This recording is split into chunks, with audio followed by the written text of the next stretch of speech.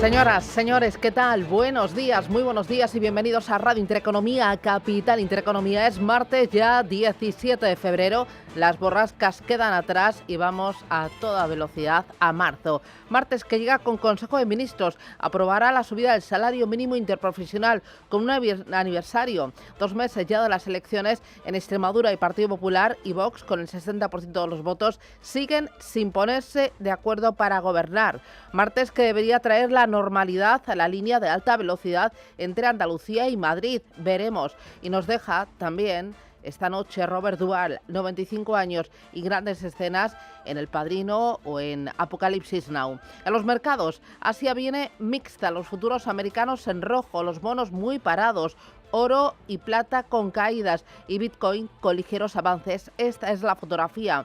Así están las pantallas a la espera de que la bolsa americana retome la actividad. Todos los activos tienen la mirada puesta en las actas de la última reunión de la Reserva Federal de enero, en la que decidió mantener los tipos de interés. Se publicarán las actas mañana miércoles. La reunión lo destacó por el consenso absoluto, con 2 miembros votando a favor de nuevos recortes. Un encuentro que además fue clave por la reafirmación de la independencia del organismo estadounidense frente a las presiones de Donald Trump. También será importante conocer uno de los indicadores preferidos del Banco Central norteamericano, el índice de precios de gasto en consumo personal, el PCE, tras comunicar el viernes pasado una cifra de IPC inferior a la esperada, y clave el informe preliminar de PIB del cuarto trimestre del gigante norteamericano. Pero en Europa, ojo, a la inflación volverá a ocupar un lugar central. Hoy se publicarán los datos de IPC en Alemania y mañana será el turno de Francia y también Reino Unido. Y ahí están los mercados financieros, muy pendientes también de las tensiones geopolíticas, con un dólar fuerte y unos bonos Eva Villanueva que están subiendo. Pues sí, muy buenos días. Lo que estamos viendo, como estás definiendo, es un escenario de bastante cautela y de dudas de cara a lo que es la reapertura del mercado americano, del principal mercado que se iba de vacaciones el viernes por ese día de los presidentes, el día del presidente de la jornada de ayer. Lo que estamos viendo es cómo los futuros están anticipando caídas, debilidad del 0,50% los futuros del S&P 500 a esta hora, mientras los inversores están acudiendo a los bonos que suben ligeramente, lo que constata ese estado de ánimo de cautela. Vemos como los futuros del Nasdaq también anticipan caídas del 0,82%. Recordemos que venimos en medio de lo que está siendo el impacto del golpe de la IA en grandes sectores como el del software, el de los financieros, el de las aplicaciones inmobiliarias, y vemos precisamente cómo ese mercado de bonos se ha visto alimentado por ese estado de cautela, caídas en los rendimientos del Treasury a 10 años, 4,02% es lo que marca después de una jornada que, como decimos, viene con esa ausencia de Wall Street que la semana pasada perdía en sus principales índices de referencia, en una señal de aversión al riesgo. En este escenario, el dólar es el que se ha visto fortalecido a la espera de referencias macroeconómicas, como decías, el índice dólar, que contrasta a la moneda fiat frente a las 6 principales divisas y que lo vuelve a llevar por encima de las 97 unidades, y viendo cómo en Asia se extienden las festividades por el año nuevo lunar, y entre las pocas referencias tenemos hoy Hong Kong, que se suma a las fiestas, y Japón, que retrocede el 0,76% hacia los 56.375 puntos, mientras lo que vemos son ventas en el sector tecnológico. En este escenario, un dólar que se está recuperando y un oro que retrocede 2% hasta ahora, 4.891 dólares. E importante ver cómo Europa se está preparando para una apertura también a la baja. Los futuros del DAX, 0,42% es lo que anticipan de caída, y por supuesto sin dejar de lado lo que está pasando en el mercado del petróleo. Un petróleo que hemos visto en las últimas horas como, por una parte, está cotizando la divergencia de ayer no haber liquidado el petróleo de Estados Unidos, el de referencia en Estados Unidos, que está subiendo en ese mercado de futuros esta mañana. Ha estado subiendo el 1% y el Brent retrocediendo el 0,63%, pendientes de las negociaciones entre Estados Unidos e Irán. Ahí está Irán, que llega a Ginebra con iniciativas reales para alcanzar un acuerdo justo y equilibrado, pero sin intención alguna de rendirse ante las amenazas de Washington. En la cita va a estar el ministro de Exteriores iraní, Abbas Araqi, acompañado de un equipo negociador que incluye representantes políticos, jurídicos, técnicos y económicos, junto con especialistas nucleares iraníes, con el fin de abordar cuestiones técnicas detalladas. Trump ha asegurado que se va a involucrar en estas negociaciones personalmente. Así que participaré indirectamente en esas conversaciones que serán muy importantes. Veremos qué puede pasar. Por lo general ha sido un negociador muy duro. Hay buenos negociadores y malos negociadores. Yo diría que son malos, porque podríamos haber llegado a un acuerdo en lugar de enviar los B-2 para destruir su potencial nuclear. Tuvimos que enviar los B-2. Espero que sean más razonables. Quieren llegar a un acuerdo.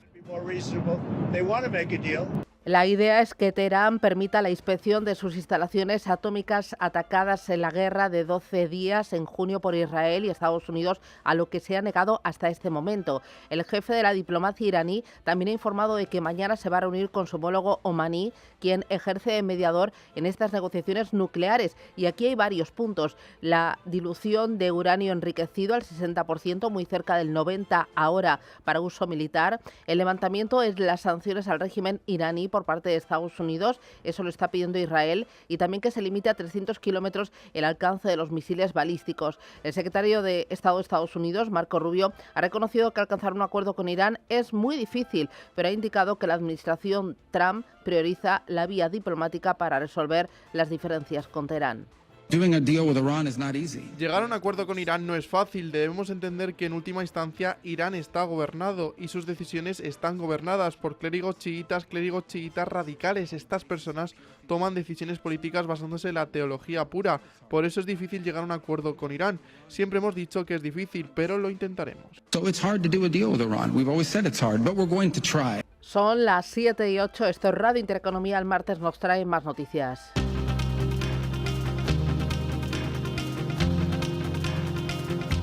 Donald Trump, el presidente de Estados Unidos, asegura que su secretario de Estado, Marco Rubio, ya está hablando con Cuba. Rubén Gil, buenos días. Buenos días, Susana. Es lo que ha dicho el presidente estadounidense esta mañana, que ha calificado a Cuba de país fallido y dice que Marco Rubio está hablando con ellos ahora mismo sobre un posible acuerdo. Considera además Trump que allí no será necesaria una operación militar similar a la de Venezuela. Cuba es ahora mismo una nación fallida y ni siquiera tienen combustible para que los aviones puedan despegar. Están obstruyendo su pista de aterrizaje. Estamos hablando con Cuba en este momento y Marco Rubio está hablando con Cuba ahora mismo y deberían llegar a un acuerdo sin falta porque es una cuestión humanitaria, realmente una amenaza humanitaria. Así que veremos cómo acaba todo esto, pero Cuba y nosotros estamos hablando. Mientras tanto, hay un embargo. No hay petróleo, no hay dinero, no hay nada.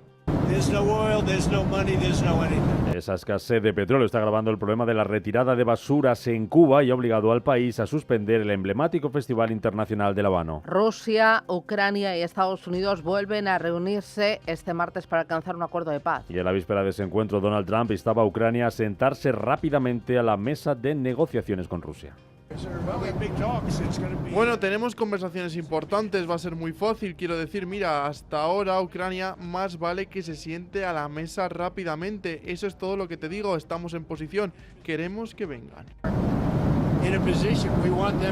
La reunión que se va a celebrar hoy en Ginebra va a tener lugar tras las dos rondas anteriores de contactos mediadas por Estados Unidos en Abu Dhabi, en las que no se avanzó de forma significativa, y es que tanto Rusia como Ucrania siguen manteniendo diferencias importantes sobre la cuestión territorial. Dmitry Peskov es el portavoz del Kremlin. En este caso se trata de discutir un espectro más amplio de cuestiones, incluyendo en realidad las cuestiones principales que pertenecen a territorios y todo lo demás, que tiene que ver con las exigencias que tenemos. El presidente del gobierno, Pedro Sánchez, viaja este martes a la India para asistir a una cumbre sobre inteligencia artificial. Un evento que va a aprovechar para reunirse con inversores indios y exponerles el potencial que ofrece España como destino para sus negocios. Sánchez también se verá durante esta visita con el primer ministro indio, con Narendra Modi, para consolidar las relaciones entre ambos países. Hacia allí, hacia la India, viaja también hoy el presidente de Francia, Emmanuel Macron, con la vista puesta en la firma de un acuerdo multimillonario para la venta de aviones de combate Dassault Rafale. El Consejo de Ministros aprueba este martes fuerte es la subida del salario mínimo interprofesional. Incremento de 37 euros mensuales, eso es una subida del 3,5% hasta un total de 1.221 euros al mes en 14 pagas. El acuerdo que aprueba hoy el Gobierno lo firmaba ayer con los sindicatos UGT y comisiones obreras, pero sin la patronal, a la que Pedro Sánchez lanzaba este mensaje. Y yo hoy le pido a la patronal que también cumpla su parte, que paguen más, que se siente con los sindicatos en las mesas de negociación colectiva y que vayamos a un aumento generalizado de los sueldos allí donde hoy, por desgracia, no hay aumentos en términos reales. Renfe restablece desde hoy el servicio de alta velocidad entre Madrid y Andalucía. La compañía retoma este servicio después de que Adif haya autorizado la circulación en esa línea de alta velocidad. La recuperación de la normalidad se produce tras la finalización de los trabajos de reparación de la infraestructura, así como de las pruebas técnicas necesarias para garantizar la seguridad en la circulación. De este modo, los servicios entre Madrid, Sevilla, Cádiz, Granada y el Albia Madrid-Granada van a recuperar desde hoy sus circulaciones habituales. En cuanto a la línea Madrid-Huelva, el primer servicio se va a realizar por tren, a excepción del tramo entre Córdoba y Huelva, que se va a llevar a cabo mediante un plan alternativo de transporte por carretera. Miramos a los mercados financieros, Asia, Wall Street, Europa y también activos digitales. Empezamos por Asia, tiempo real de los índices. Pues vemos como en medio de los cierres que se extienden, eso sí, en esta región del mundo por ese año nuevo lunar al que se suma hoy Hong Kong, China, recordemos, cerrado hasta el día 23, tampoco Taiwán, ni Corea del Sur, ni Singapur, pues tenemos signo mixto, aunque pesan las caídas. El índice Nikkei en Tokio pierde el 0,83% hasta los 56.334 puntos. En India, el Nifty se escapa por la mínima de las caídas, 25.690 puntos. Y en Australia, el ASX 200, pese a las declaraciones del Banco Central, que ha defendido su tono hawkish y señalando cómo la inflación se mantendría obstinadamente alta si no hubiera aumentado los tipos de interés, como acaba de hacer, no estaba seguro, dice, si sería necesario un ajuste mayor. Y sin embargo, la bolsa hoy sube 8.958 puntos. Miramos ahora los futuros americanos. Que vienen en rojo con caída del 0,75 para el Nasdaq 100, medio punto baja el futuro del S&P 500, un poco menos desciende el futuro del Dow Jones, un 0,31.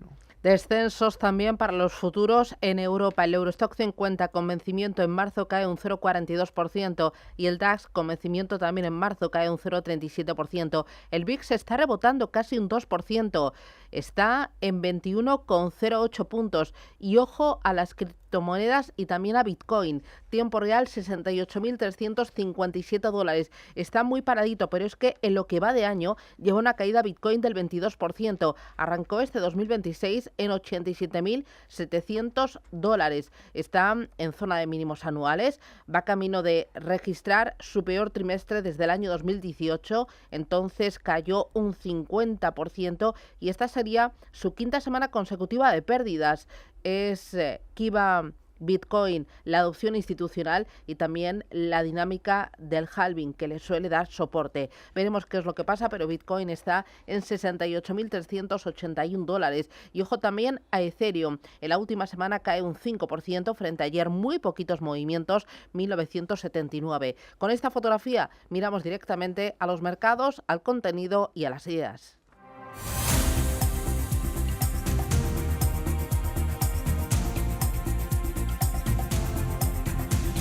Bueno, en Asia nos dabas una fotografía de cómo están los índices, muy importante el sector tecnológico que hoy otra vez pues está derrapando. SoftBank pierde casi lo mismo que se anotaba en el día de ayer, se ha esfumado.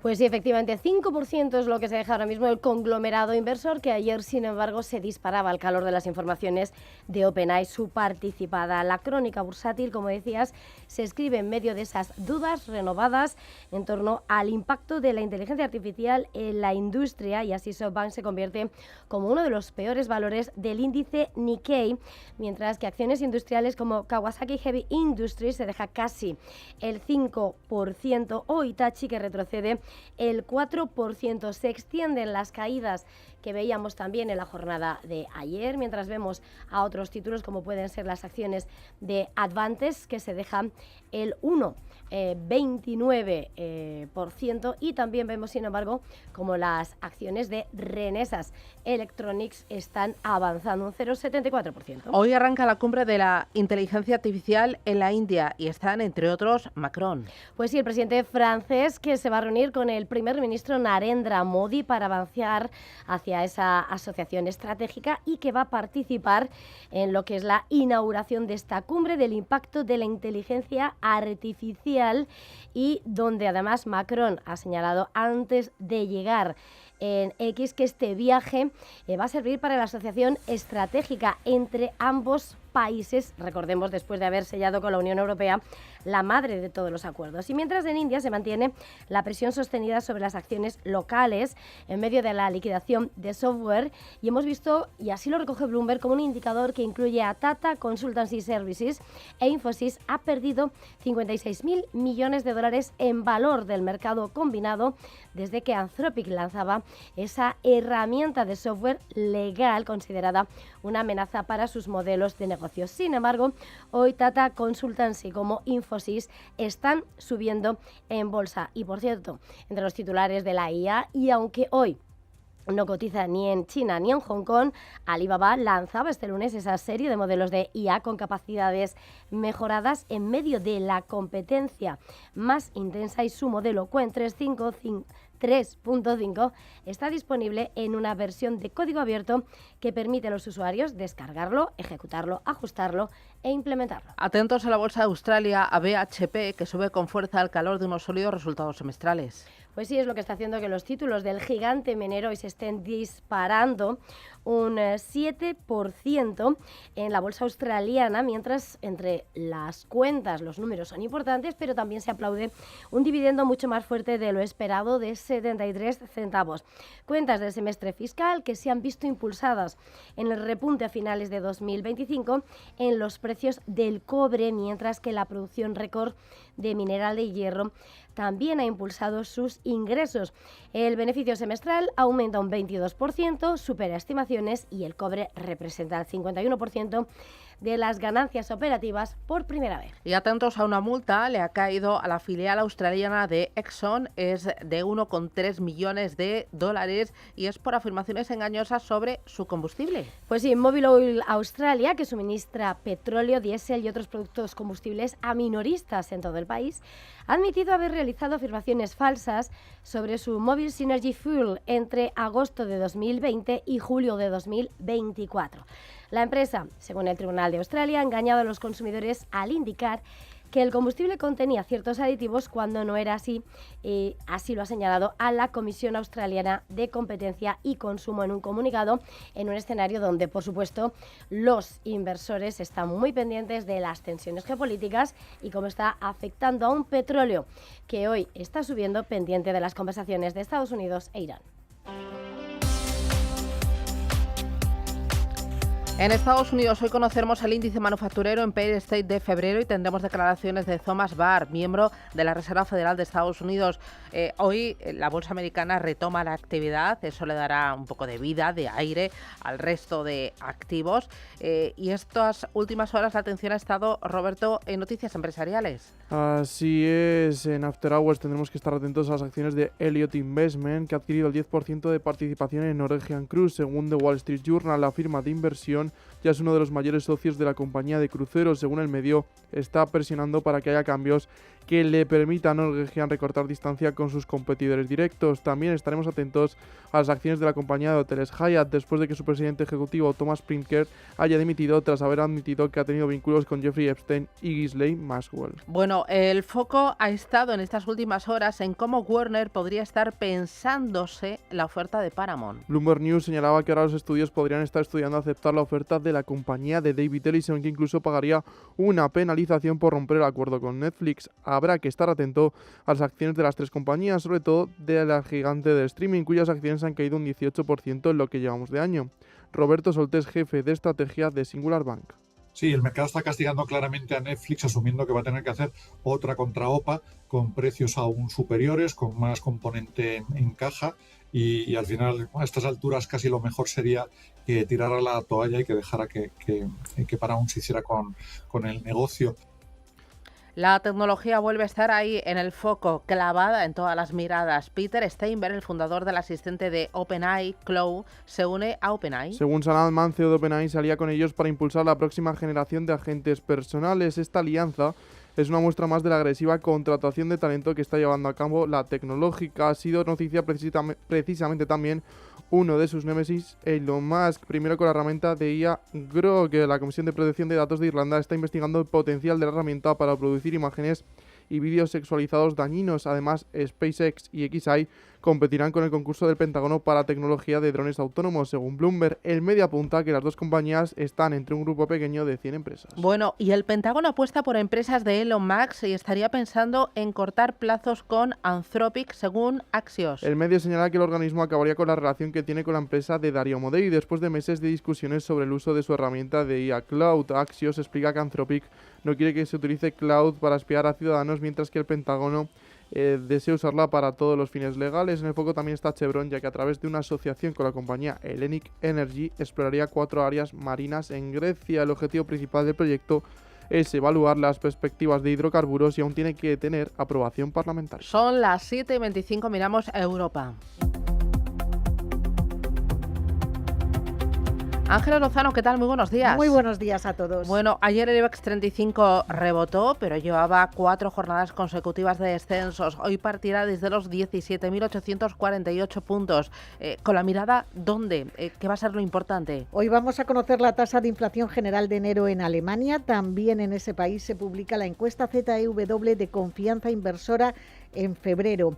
En el Reino Unido vamos a conocer la tasa de desempleo de diciembre y la balanza comercial de Italia también en el mes de diciembre. Resultados previstos en Agas, Carrefour y Coca-Cola Europacific Partners, entre otros. Además, los ministros de Economía y Finanzas de la Unión Europea celebran este martes una reunión en la que prevén aprobar la actualización de su lista de paraísos fiscales y también abordarán la propuesta de Bruselas para potenciar las pensiones privadas complementarias. El Eurogrupo además se marca como prioridad impulsar el rol global del euro. Escuchamos a Valdis Dombrovskis, que es vicepresidente de la Comisión Europea. Un mayor uso del euro en el comercio internacional es efectivamente una de las ideas planteadas como posible línea de actuación. Diría que no hubo controversia en torno a este punto. Existió un consenso bastante amplio. En términos generales hay acuerdo entre los ministros para considerar y explorar estas distintas opciones, por lo que el debate fue constructivo y positivo y seguiremos avanzando sobre esa base. Bueno, de empresas, ¿qué estás mirando ya? Vamos a mirar, por ejemplo, a Indra, porque el fondo estadounidense Third Point ha entrado en el accionariado de la compañía y en una carta remitida al Consejo de Administración dice que apoya la compra de Escribano. Por supuesto, miraremos a ACS. Fue ayer el valor más alcista, subió casi un 5%, cotiza al filo de los 103 euros por acción, máximos históricos después de una doble mejora de recomendación emitida por los analistas de Jefferies. También miraremos a ENA, porque el Consejo de Administración Extraordinario tiene previsto aprobar el documento de regulación aeroportuaria para el periodo 2027-2031 y al sector automovilístico. El Financial Times publica hoy que Bruselas quiere obligar a los fabricantes de vehículos eléctricos que se beneficien de apoyo estatal para garantizar que al menos el 70% de los componentes de sus automóviles se fabriquen en la Unión Europea. Lo que quieren es proteger a las industrias del bloque de la fuerte competencia china. Bueno, sumo 2 valores más. Uno de ellos es Cellnex. En las 2 últimas semanas acumula una subida del 14,5%. Los analistas dicen que la solidez del negocio juega a su favor y que el valor tiene un potencial del 24%. Hay que recordar que Cellnex tiene previsto repartir 1.000 millones de euros hasta finales del año 2026 vía dividendos y otros 500 millones en recompra de acciones ligados en parte a la venta de activos. Y ojo también a IAG, busca nuevos máximos al calor de la recompra de acciones. La acción tiene un potencial del 13,5% según el consenso de analistas que prevén recompras de títulos entre 1.000 y 1.500 millones de euros a lo largo de 2026. La aerolínea avanza desde el arranque de este año un 6% que se suma al avance del 31% de 2025. ¿Alguna otra cosita más, Ángeles? Pues que ayer el IBEX 35 fue el mejor valor, el mejor índice de Europa.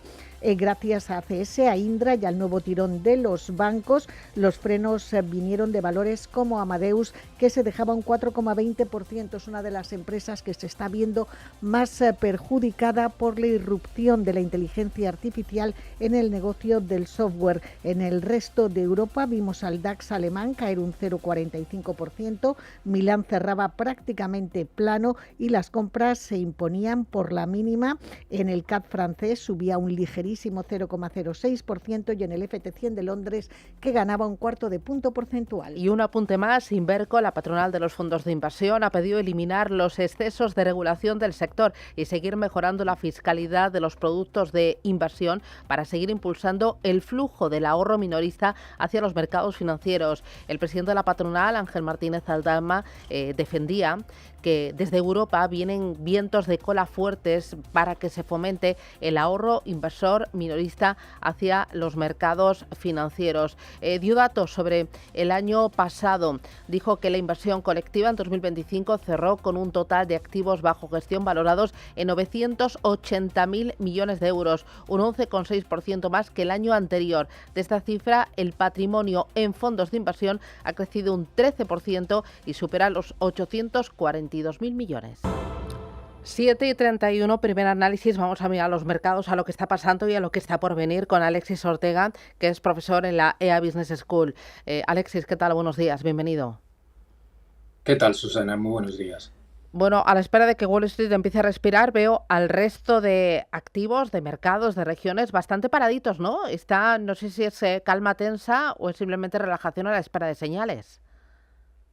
Bueno, yo creo que una mezcla de los dos, pero yo creo que predomina un poco más esa calma tensa en un entorno que sigue siendo geopolíticamente muy complicado y estamos con el tema de siempre de los tipos de interés en Estados Unidos. Si va a haber bajada antes de que Powell se vaya o habrá que esperar a las bajadas a que venga Boas a presidir el FOD, y desde luego también la situación en general de política, digamos. Uh-huh. Bolsa y los bonos y también el dólar muy pendientes esta semana de las actas de la última reunión de la Reserva Federal de Estados Unidos, Sí. pero entiendo que lo más importante es el deflactor PCE y también el dato preliminar de crecimiento, y de ese último dato del crecimiento parece que se van a rebajar expectativas. Sí, pero yo creo que ahora mismo venimos de una semana en la que tuvimos un dato muy bueno de empleo, en donde prácticamente esos temores que la Reserva Federal estaba planteándose que podían suceder, pues en cierto modo se han evaporado. Empieza otra vez a haber un cierto creación de empleo, todavía muy precaria, pero desde luego no es aquella situación que se nos estaba presentando hace 2 o 3 meses, en donde prácticamente se destruía empleo en la media trimestral y casi en la media semestral. Ahora están ambos en positivo.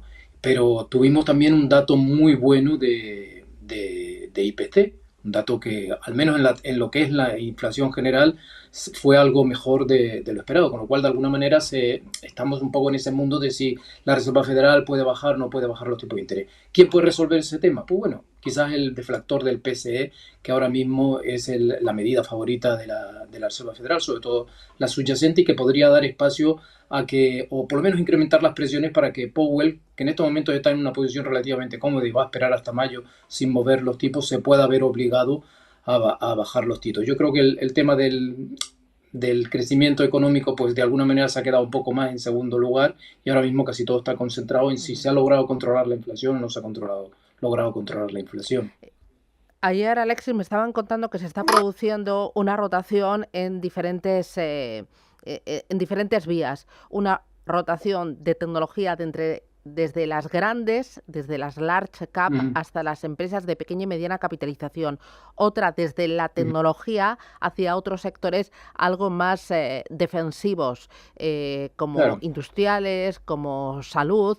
Y también me decían que está yendo dinero desde mercados desarrollados como Estados Unidos y Europa hacia emergentes. ¿Tú esto los estás viendo? ¿Estos movimientos que hay de flujos?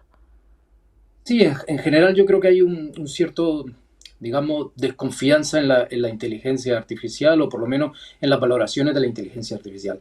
No tanto relacionados con el hecho de que pueda ser una burbuja o que no estén generando ingresos, porque son empresas que de alguna manera son muy activas, sino por el hecho de que el entorno general de tipos de interés está cambiando de una manera sustancial. Los tipos a largos están subiendo mucho, son empresas que necesitan muchísima inversión y prácticamente es una carrera desenfrenada por conseguir inversión, y por lo tanto de alguna manera este elemento de tipo de interés a largo tan negativo, pues entonces, o sea, al alza, pues puede afectar a las proyecciones de beneficio y a las proyecciones de rentabilidad, con lo cual de alguna manera lo que está el mercado es entrando en los negocios tradicionales y defensivos a ver exactamente qué es lo que pueda pasar con los tipos a largo. Yo creo que ahí donde está realmente en este momento concentrada la situación es un cierto, digamos, no digo desconfianza, porque me gusta utilizar la palabra desconfianza, pero sí desde luego una cierta situación de preocupación sobre lo que hasta ahora ha sido la inteligencia artificial en términos financieros, si se nos hemos pasado de frenada, y por lo tanto ahora lo que estamos en un proceso de decir vamos a recoger un poco velas, vamos a ir a una situación más defensiva a ver si realmente se resoluciona este tema de los tipos de interés, que yo creo que a la larga yo creo que se va a solucionar, y creo que se va a solucionar de una manera poco ortodoxa, como suele ser bastante habitual, que es con unos mercados, con unos banqueros centrales volviendo a actuar sobre los tipos a largo para que bajen y de alguna manera provocar más riesgo inflacionario a medio plazo. De ahí que tengamos que estar presentes en lo que está pasando con el oro y la plata. Claro, oro, plata y también petróleo. ¿Pendientes de qué? Y también de las conversaciones Irán-Estados Unidos, ¿eso les está afectando? Hombre, es indudable que le pueda estar afectando. Lo único que pasa es que uno se sorprende que con el nivel de tensión del que estamos hablando en Irán, el petróleo prácticamente casi no se haya movido. Yo creo que en estos momentos hay un interés político porque el petróleo se mantenga de una manera relativamente estable. Influye muchísimo en la inflación, sobre todo la inflación general, y por lo tanto mantener el precio del petróleo controlado, y de ahí que tengamos una OPEP bastante hiperactiva en este sentido, es un elemento que está haciendo que se tranquilicen un poco las cosas, salvo pequeñas situaciones de tensión que pueda a lo mejor hacer un repunte del precio del petróleo. En estos momentos existe un exceso de oferta sobre la demanda y eso va a significar que el precio del petróleo se mantenga relativamente estable. Otra cosa es el oro y la plata, puesto que de alguna manera estamos hablando de perspectivas de inflación, que como le digo, el mercado se huele que en algún momento la única manera de resolver este problema con China en su capacidad de innovación, que nosotros tenemos que invertir más y mejor para conseguir ponernos por delante la inteligencia artificial, y si el límite es unos tipos de interés a largo, pues entonces los banqueros centrales en este momento van a actuar posiblemente intentando rebajar los tipos a largo para conseguir que este proceso de inversión en Occidente se mantenga. De momento, los 10 años están muy paraditos, tanto en Estados Unidos como en Europa, ¿no? Sí, de momento la verdad es que la tensión está quizás más en China, en Japón, que aunque ahí en Japón ya, digamos, hemos pasado la situación de tensión más importante, ahora se han estabilizado, pero tenemos unos tipos a largo en Japón muy altos, y eso de alguna manera acabará provocando tensiones en la deuda en Occidente. Hay que tener en cuenta incluso que los gobiernos en este momento, dado que se ha empinado muchísimo la curva, pues están intentando ahora reducir costes emitiendo a muy corto plazo y no tanto a medio plazo o a 30 años o a 10 años, como de alguna manera casi una tercera parte de lo que se emitía a muy largo plazo, se está haciendo a corto plazo, con la intención de reducir los costes y no generar tensión en la parte larga de la curva. Pero eso tiene un coste de que obviamente la volatilidad o las necesidades de financiación son muchísimo más recurrentes ahora que lo que podía ser antes. Y eso que me estás contando hará que el dólar siga estando débil. El dólar tiene una tendencia bajista. Y eso tiene una tendencia bajista ya no tanto por el hecho de que tengamos este tema de la deuda, sino sencillamente porque Estados Unidos quiere un dólar bajo. Y lo quiere porque realmente el problema, digamos, que detecta Donald Trump es que muchos países se han aprovechado artificialmente debilitando sus divisas para tener acceso al mercado americano, y eso lo quiere cortar. Inicialmente lo inició con aranceles, pero que tenían más un carácter político que directamente económico, y el elemento, digamos, económico puramente es debilitar al dólar, y por lo tanto yo creo que está en un proceso de de debilitamiento. Es curioso que realmente con toda la situación que tenemos ahora, realmente el dólar no haya ni siquiera perforado la zona de los 1.18. Ahí está la zona de los 1.1640, que es la media de 200 sesiones, que de alguna manera está continuamente soportando la tendencia bajista del dólar. Y yo creo que vamos a verlo a lo largo de este año por encima de los 1.20. Vale, oye, para terminar, Alexis, Bitcoin lleva una caída del 22% en el año, está en zona de mínimos, empezaba el ejercicio por encima de los 87.700 y ahí lo vemos pues en torno a los 68.000. ¿Qué ha cambiado? Porque es el momento de la adopción institucional, es el momento donde se habla mucho más de infraestructura y menos de especulación. ¿Qué está pasando? Yo creo que, ¿Estamos ante un winter cripto, un cripto winter que le llaman? Bueno, no sé. En cualquier caso, creo que las criptodivisas, de alguna manera, que se postulaban para intentar, digamos, sustituir al oro y la plata como dinero, yo creo que se ha visto que claramente no lo eran y se han convertido más en activos puramente especulativos que directamente activos de reserva de valor. Obviamente también el oro y la plata han caído, pero no han caído tanto y desde luego mantienen su tendencia de medio plazo. Ante cualquier tensión en el tema de las expectativas de inflación, quien reacciona en estos momentos siguen siendo el oro y la plata, que es lo que generalmente siempre ha sido dinero, y ha habido un relativo fracaso por parte de las criptodivisas de convertirse en ese activo de reserva de valor con el que se postulaba en un principio al nacer. Muy bien, pues Alexis Ortega, gracias por las claves, cuídate mucho y que tengas buen día. Un abrazo. Hasta la próxima. Gracias por ese análisis.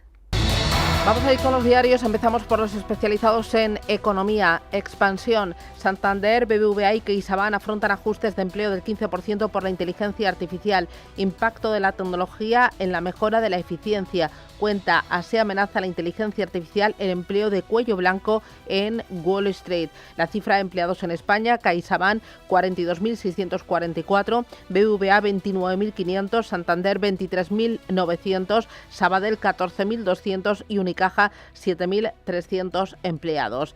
BBVA elimina el límite de 75 años para ser presidente y consejero. Pontegadea y Macquarie compran Cube por 7.000 millones. Cataluña y Madrid lideran la fuga de empresas en 2025.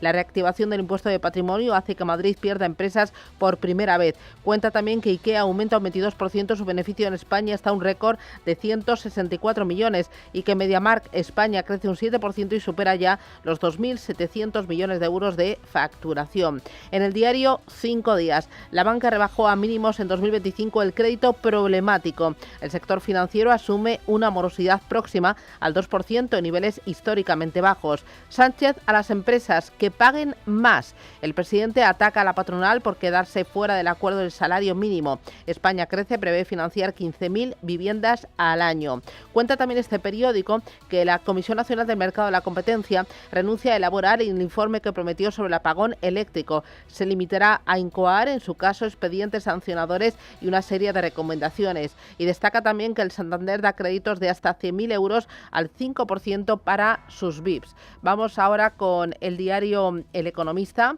a ver cómo titula en esta jornada de martes ya día 17. Vamos con el diario El Economista. Dice, déficit récord de 1.700 millones en las mutuas por bajas laborales. El mayor gasto obliga al sector a detraer recursos de su fondo de contingencias. La banca aumenta los ingresos en seguros, fondos y pensiones un 11%. La crisis del vino frena la venta de Codorniu y de Bodegas Faustino. Y cuenta además que Repsol desafía al coche eléctrico con un motor un 40% más eficiente. La petrolera y Horse presentarán un demostrador el próximo mes de abril. Muy interesante la contraportada del diario Expansión. La CIA busca espías en el ejército chino. La Agencia de Inteligencia de Estados Unidos ha publicado un vídeo para atraer colaboradores del ejército del país asiático en medio de la frustración interna por las extensas purgas en el Ejército Popular de Liberación. Otros 3 vídeos lanzados antes generaron más de 80 millones de impactos. Dice que la CIA reproduce la estrategia de mayo cuando publicó 2 vídeos para atraer a funcionarios chinos. Vamos ahora con prensa nacional e internacional. Hugo, Roberto, vamos con ello, adelante. El País señala en su portada que Sánchez urge a las empresas a subir los salarios paguen más. El presidente del gobierno arremete contra la patronal por su rechazo a la subida del salario mínimo en una época en la que se están registrando beneficios multimillonarios. El Mundo titula: Feijóo corrige a Guardiola para controlar la nueva etapa con Vox. Génova da un golpe en la mesa para dirigir los pactos y pide a la baronesa trabajar con discreción y menos ruido. La Razón destaca dos titulares muy importantes de su portada: huelga histórica de los médicos contra el Estatuto Marco de Sanidad y los ingenieros huyen de Puente en plena crisis de transportes. El ABC, por su parte, destaca una noticia sobre el mercado laboral y titula: Los sindicatos ya no convencen, solo están afiliados el 12,5% de los trabajadores. La cifra en España está 8 puntos por debajo de la media de la Unión Europea. Y ahora nos vamos a Estados Unidos para comenzar el repaso de la prensa internacional, donde The Wall Street Journal destaca: Goldman Sachs planea eliminar los criterios DEI para su junta directiva. La raza, la orientación sexual y otros tipos de factores DEI ya no se tendrán en cuenta cuando el comité de gobernanza de la junta identifique nuevos directores potenciales. El Washington Post, por su parte, señala: la ira popular arde en Irán tras la represión, mientras Trump aumenta la presión. Y el New York Times centra su mirada en los Juegos Olímpicos, que para Estados Unidos no están yendo según lo planeado. Los estadounidenses siguen ganando medallas, aunque no las que esperaban, dicen. Nos vamos al principal repaso de las cabeceras europeas. En Alemania, el Handelsblatt destaca: deberían los ricos pagar más impuestos. Un análisis de los planes fiscales de la CDU y el SPD. Frankfurter Allgemeine, por su parte, señala cómo los jóvenes de Europa del Este quedaron atrapadas en la red de Epstein. Reino Unido, The Times destaca: Starmer abandona el plan de retrasar las elecciones del Consejo, mientras que el Financial Times, por su parte, señala que ejecutivos de las grandes petroleras bajo presión para explicar sus planes de crecimiento. Y terminamos con la portada de Le Monde: caso Epstein, Hillary Clinton acusa a Donald Trump de intentar encubrir archivos y Les Echos señala aumento salarial. Esta desaceleración se confirma en Francia. 12 minutos quedan para llegar a las 8 de la mañana. Enseguida vamos con el análisis internacional, pero antes estamos muy pendientes de las empresas y de los comunicados que cuelgan en la Comisión Nacional del Mercado de Valores. Y aquí, Enagas ha presentado resultados. Efectivamente, beneficio recurrente después de impuestos en el pasado ejercicio es de 266 millones de euros, un 14% más. La cifra está por encima de los objetivos anuales que se había marcado la empresa. Si incluimos extraordinarios, ese beneficio alcanza los 339 millones de euros. Dice la compañía que el EBITDA se sitúa en 675 millones de euros, también por encima del objetivo del ejercicio, y que los gastos operativos recurrentes han caído un 0,6% respecto a 2024 por la aplicación del plan de eficiencia en costes implantado por la compañía.